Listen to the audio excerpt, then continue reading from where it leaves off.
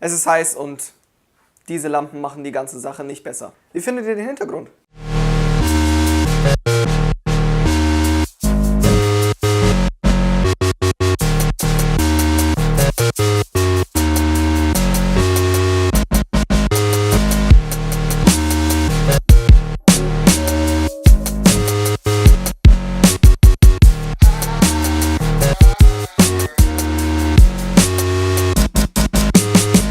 Hi, ich bin's Jonas von JVO Studios. Heute geht es um Timelapse-Aufnahmen. Genauer gesagt um 4 verschiedene Arten der Timelapse-Aufnahmen. Um euch diese Aufnahmen allerdings erklären zu können, steht vorher eine kleine Lektion, wie funktioniert eigentlich Video an. Ein Video ist essentiell schnell aneinandergereihte Fotos, die hintereinander abgespielt werden. Dafür hat man bestimmte Bildraten zur Verfügung.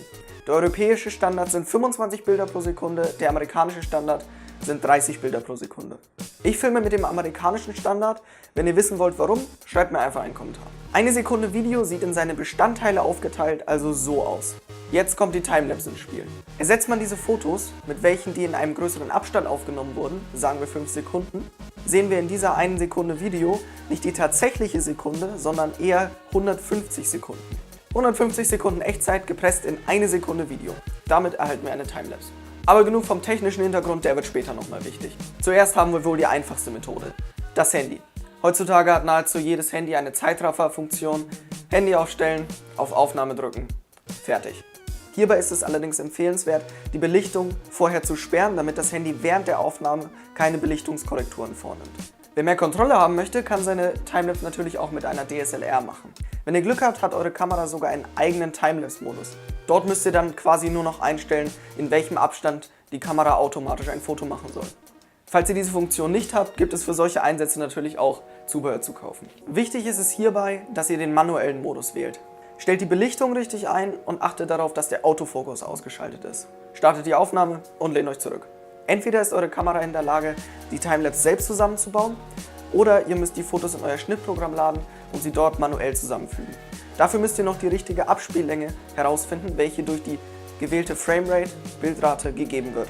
Bei einer Bildrate von 30 fps sind das 1 Sekunde geteilt durch die 30 Bilder, ergibt also eine Abspiellänge eines einzelnen Bildes von 0,03 Sekunden. Also müsst ihr bei den Bildern nur noch diese Abspiellänge einstellen, rendern, fertig. Eine Stufe anspruchsvoller gestaltet sich die bewegende Timelapse. Dafür gibt es mehrere Möglichkeiten. Möglichkeit 1 ist der Slider. Die Kamera wird auf dem Slider befestigt und der Slider bewegt sich in einer sehr langsamen Geschwindigkeit in eine horizontale oder vertikale Richtung. Die zweite Möglichkeit ist die sich drehende Timelapse. Dafür gibt es sehr komplizierte Gerätschaften auf Amazon zu kaufen. Dafür, dass es sich aber essentiell um eine Eieruhr handelt, kann man diese Art der Timelapse auch ganz einfach im DIY-Stil nachmachen mit, wer hätte es gedacht, einer Eieruhr. Das zeige ich euch jetzt.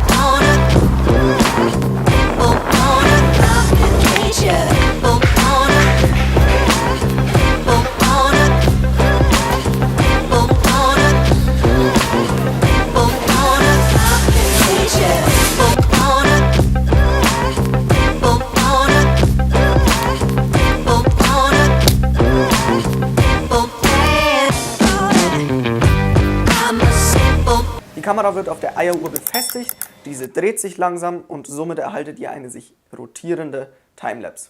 Jetzt wird es schon komplizierter.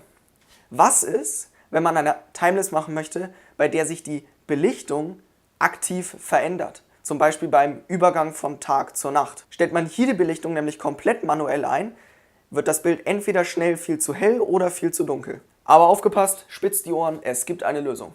Nahezu alle DSLR-Kameras haben heutzutage einen Aperture Priority Mode. Bei diesem Modus wird die Blende von euch gewählt, die Belichtungszeit allerdings von der Automatik der Kamera. Achtet beim Einstellen der Blende darauf, dass ihr den kleinstmöglichen Wert wählt. Damit habt ihr später in der Nacht eine höhere Lichtstärke zur Verfügung.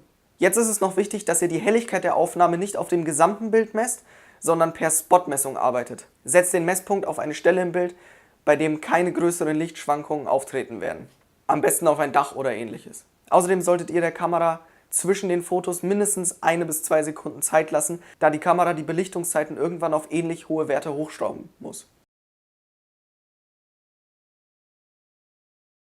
Die Königsdisziplin, die Hyperlapse.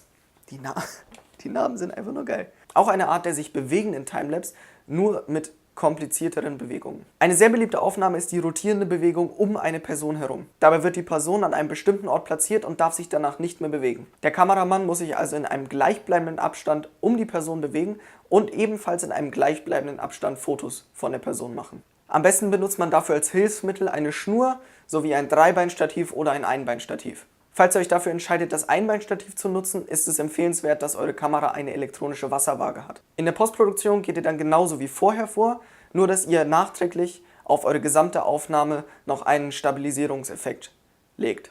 Und wie immer, manuell belichten und am besten auch manuell fokussieren. Viel Information in einem Video. Nutzt die Information auf jeden Fall auf eure Weise. Wenn während des Videos Fragen aufgetaucht sind, schreibt sie einfach in die Kommentare. Ich hoffe, das Video hat euch gefallen. Ciao! Hi, ich bin's Jonas von JVO Studios. Wenn euch mein Content gefällt, könnt ihr hier meinen Kanal abonnieren. Damit unterstützt ihr nicht nur mich und meinen Kanal, sondern verpasst auch kein neues Video. Ciao!